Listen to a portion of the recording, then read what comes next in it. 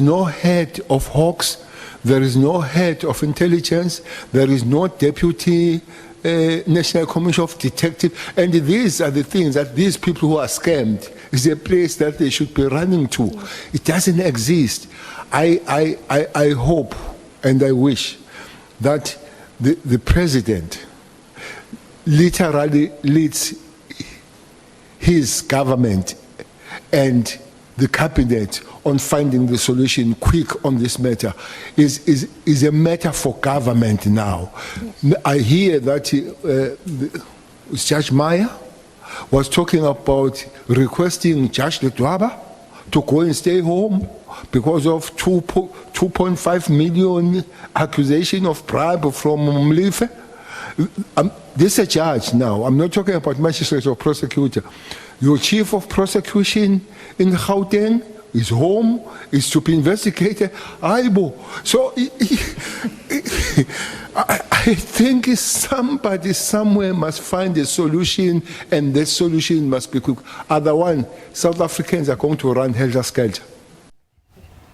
Let's now take a look at some of the key comments made by former Police Minister Bheki Cele, who appeared before the Parliamentary Ad Hoc Committee looking into allegations of political interference and corruption. Let's now bring in Professor Sipho Siepe to give us his thoughts on what took place this week in Parliament. And Prof, thank you so much for your time this evening here on SABC News. I mean, let's start off here. Major revelations coming out from the former Police Minister Bheki Cele's testimony this week. Also, a number of bombshells were dropped, and many also saying that the former police minister threw the current police minister Senzo Mchunu under the bus. What do you make of Bheki Cele's testimony this week?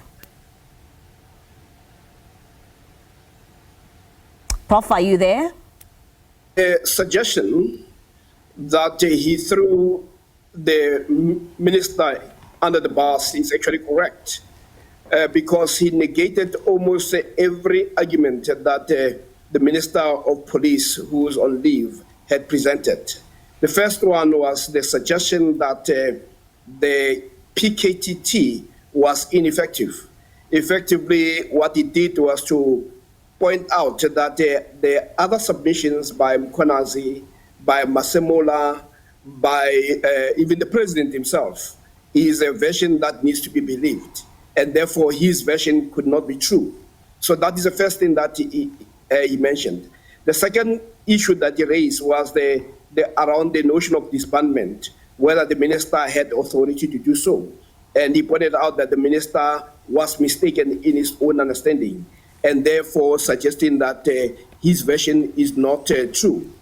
And the third one was around the notion of task teams being a major problem, and that because of that, it makes sense that he should actually, the version that says that these are time-bound, and therefore there's nothing wrong in disestablishing them, was also not true, because what people had raised, including the MPs, is why he had actually decided to target this particular task team.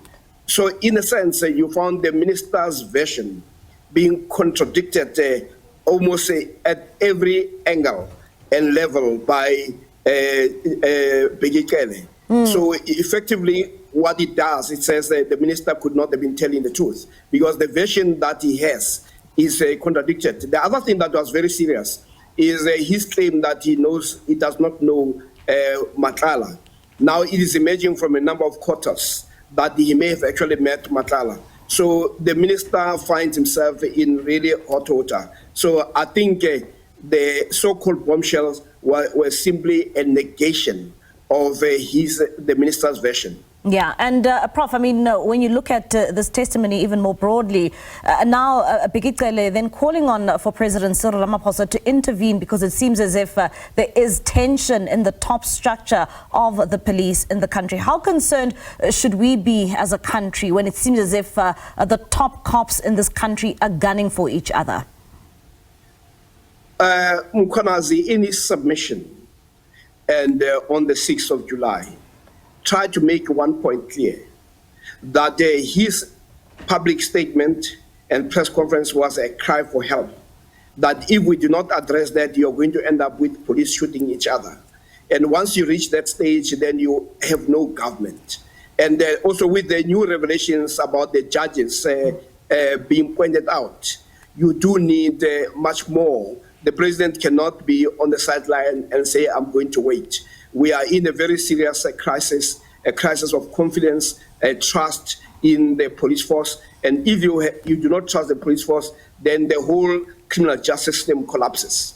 And Professor, when it comes to the ANC, I mean, Bheki Cele is a former police minister from the ANC, Senzo Mchunu also from the ANC. And when you look at all of these allegations which have been presented at the ad hoc committee and the likes of Dumisani Khumalo, who's the chief whip of the ANC in Parliament, going as far as asking the former police minister Bheki Cele if whether he has brought the party into disrepute by meeting or having a relationship. I think I could not hear you. Can you hear me now, sir? I think the line is very bad. All right. Just asking about, can the ANC recover? The line is... it seems as if we are battling there with that line, unfortunately. Well, I mean, any party can recover. It is, the issue of a crisis is not something that we should not expect in real life, but it is how you deal with that crisis. And speak directly to the people and say, yes, we've gone through this, and these are the steps that we're going to take, and build confidence around that. But it's not going to be easy. It is something that the ANC will have to go straight to the drawing board and see how they can address it. But at the moment, it doesn't look good for the ANC, especially after the losses that it has suffered during the last elections. And Prof, I mean, speaking on a separate issue, another parallel process taking place is the Madlanga Commission. We also know that the deputy president or deputy judge president, Ledwaba, being mentioned there in that commission taking place, and also saying that the allegations of him saying that he accepted bribes worth millions of rands, and now saying that he wants to present himself before the Madlanga Commission. What do you make of that development? Well, I think those are serious allegations against the judge. And I would have thought the most obvious thing that he would do would have been to step aside and as a way of saying, I'm going to clear my name. But for as long as he remains stubborn, as we saw another judge remaining stubborn when they're supposed to recuse themselves, you can expect that the people are going to have less confidence in the judiciary. I do think the judiciary should lead by example. This stubbornness and the arrogance of judges is something that is going to undermine their own integrity and the people's faith in them. All right, Professor, thank you so much for your time. That's Professor Sipho. Unfortunately, there we are struggling with that line, but we did manage to get some commentary coming from the professor there, talking to us about the Parliamentary Ad Hoc Committee. Of course, you'd remember that this week, the current minister, the embattled police minister, Senzo Mchunu, continuing with his testimony. At the same time, Bheki Cele, the former minister of police, also then coming out and giving his testimony. And of course, a parallel process there being run is the Madlanga Commission. All right.